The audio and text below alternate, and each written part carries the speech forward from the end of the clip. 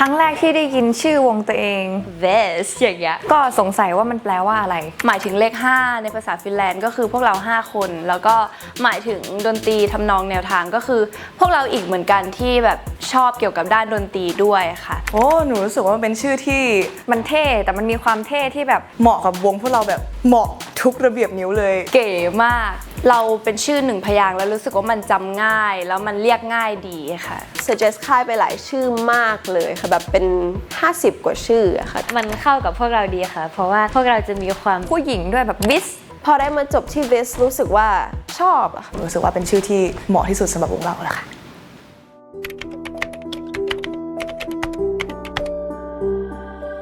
ตอนที่เราเลือกอ่ะมันมาจากเสน่ห์โดยบุคคลที่มีความแตกต่างที่ทางค่ายแล้วก็ทีมครูได้แชร์ลิงกันค่ะจังหวะที่ถูกเลือกให้เป็นเมมเบอร์วง This นะคะ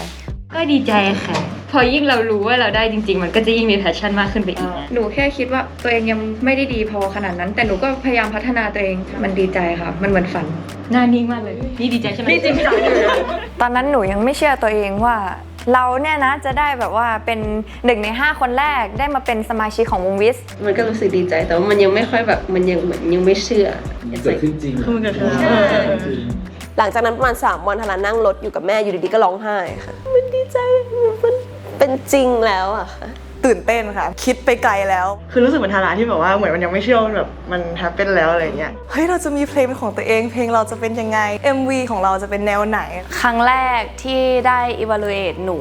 ไม่ผ่านค่ะก็เลยมีการ evaluate ครั้งถัดไปแล้วหนูก็ได้เข้ามาเป็นเมมเบอร์ของ WIS ด้วยค่ะดีใจมากๆรู้สึกว่าคุ้มค่าที่เราตั้งใจทำมาตลอดค่ะวันนั้นหนูรออยู่นอกห้องซ้อมแล้วเพื่อนๆก็คืออยู่กันข้างในแล้วหนูเปิดประตูเข้ามาหน้าที่หนูเห็นเพื่อนทุกคนก็คือเป็นอย่างเงี้ยหมดทุกคน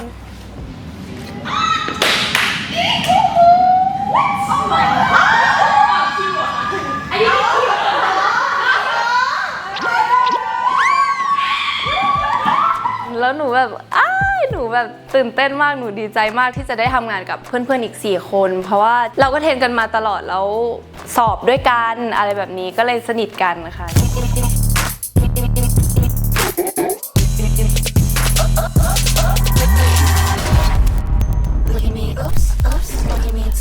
วันที่ไปถ่าย KV หนูรู้สึกว่ามันเป็นวันหนึ่งเลยที่แบบใจมันเต้นตึกตักตลอดทั้งวันเลยเพราะว่าหนูรู้สึกมันเป็นอะไรที่ใหม่สำหรับหนูมากๆแต่ว่ามันแบบมัน enjoy มันสนุกมากแล้วก็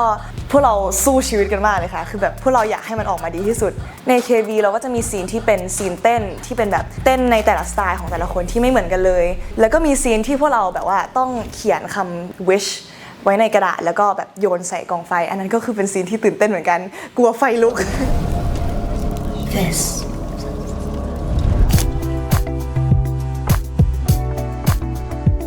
อย่างของวิสเนี่ยก็ใช้วิธีการทำซองแทมนะคะเริ่มตั้งแต่ช่วงน้องๆยังเทรนกันอยู่เลยแล้วก็มีการทำงานร่วมกับทีมจากต่างประเทศด้วยในส่วนของเพลงเลยครับเราก็มีหน้าที่เป็น Executive Producer แล้วก็มีหน้าที่เป็น Producer ด้วยนะครับมีเลือกกันอยู่ 2-3 เพลงว่าจะเพลงไหนที่จะเป็นเพลงเปิดตัวแต่ว่าเมื่อเราฟังเพลงไหนแล้วจำมันได้อะเนี่ยแหละน่าจะเป็นเพลงเปิดตัวได้ก็เลยเป็นที่มาของการเลือก Barbie Oops Oops มาเป็นเพลงเปิดตัวค่ะ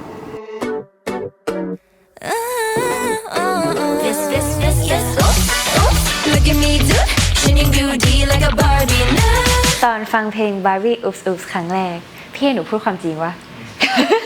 รู้สึกตกใจค่ะไม่ได้ expect ว่าคอนเซปต์เพลงที่เราจะปล่อยจะเป็นแบบนี้ประหลาดใจค่ะเพราะว่าตอนนั้นที่ฟังเพลงครั้งแรกเนี่ยมันไม่เห็นท่าเต้นมันแค่ได้ยินเพลงแล้วรู้สึกว่าเต้นยังไงอะเต้นให้ strong ยังไงอะ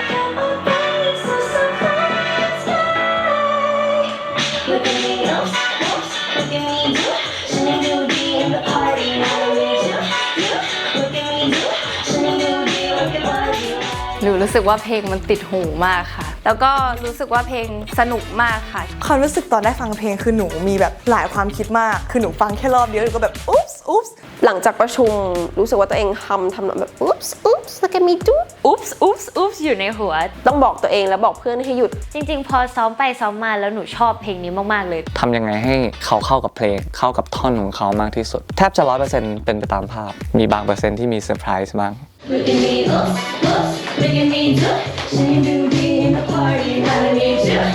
ต อนที่เราฝึกเทรน Barbie Oops Oops นะครับถ้าพูดถึงเรื่องเทคนิคการร้องเนี่ยใช้เวลาไม่นานในการที่จะเบลนทุกคนให้รวมกันพอมันมี choreography เนี่ยซึ่ง choreography เป็น choreography ที่แบบ move ตลอดตอนนั้นคือคิดหนักว่าน้องส่วนใหญ่ในเนี้ยมันก็เป็นคนที่เต้นเก่งอะเราทำยังไงให้คนได้เห็นศักยภาพการเต้นน้องนะแล้วก็ความลงตัวกับจุดขายของเพลงในเนื้อเพลงหรือจริตในคำของเพลงทำยังไงให้มันลงตัว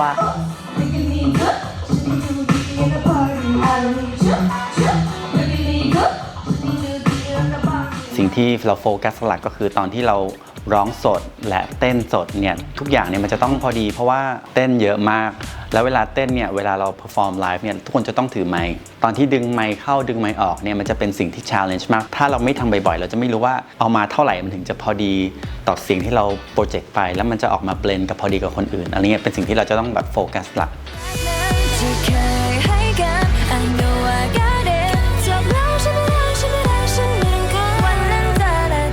เพราะฉะนั้นสกิลในการ adapt ตัวเองเนี่ยสำคัญมากๆสำหรับการ move on ในการฝึกต่อไปครับผมอันนี้นะคะพวกเรากำลังทำสเตจอยู่นะคะแต่สุดท้ายแล้วสิ่งที่ออกมามันคือท่อนแบบพาร์ทท้ายที่เป็น outro หรือโซโล่ท้ายก่อนจบนั่นคือเราสามารถที่จะใส่ศักยภาพเรื่องการเต้นของน้องในเพลงนี้ได้ดีที่สุดหลังจากที่มาคุยกันเรื่อง MV แล้วมาคุยเรื่องแผนโปรโมทแล้วตื่นเต้นมากว้าวมากโอ้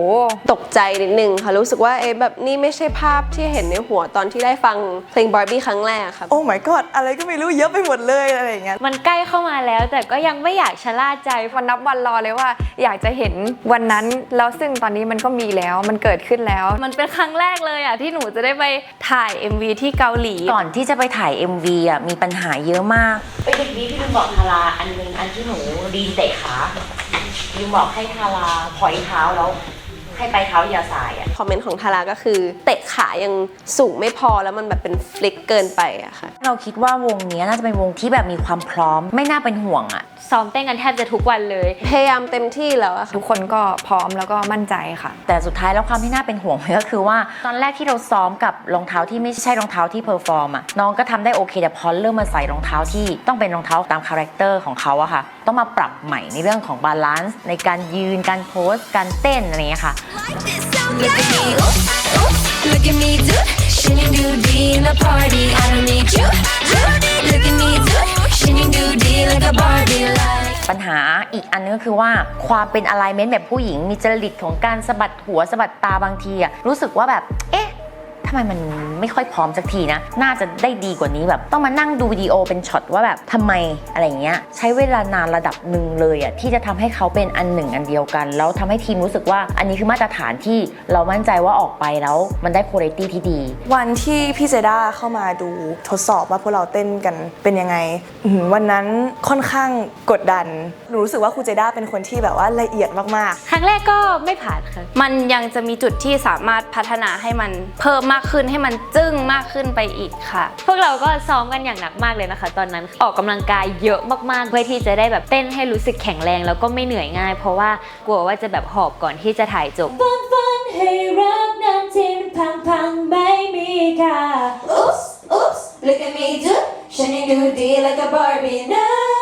อยู่กับเพลงนี้มาเกือบปีก่อนถ่าย MV คือตื่นเต้นมากแล้วมันยิ่งทำให้เรามีไฟขึ้นมามีกดดันบ้างค่ะเพราะว่ามันเป็นเหมือน MV เพลงแรกของพวกเราด้วยแล้วก็พยายามกันอย่างเต็มที่ค่ะให้มัน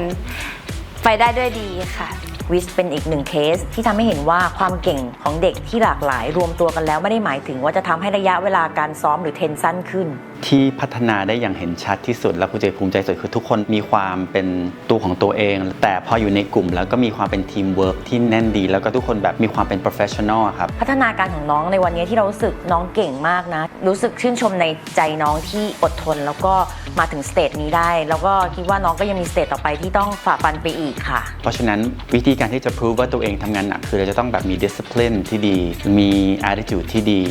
มี goal ที่ชัดไม่ลืมว่าจะต้องคอยพัฒนาเพื่อที่จะให้โดยรวมดีขึ้นเพราะว่าศักยภาพของเราเนี่ยไปได้ไกลมาก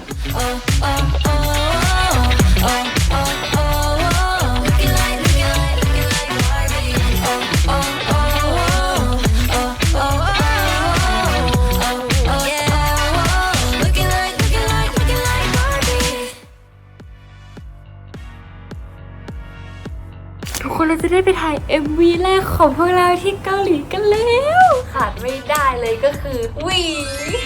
กระเป๋านะคะ หนักเกินไป เสื้อผ้ามาแค่นี้ I'm gonna miss you so much หนูไปรอตรงนู้นก่อนดีกว่า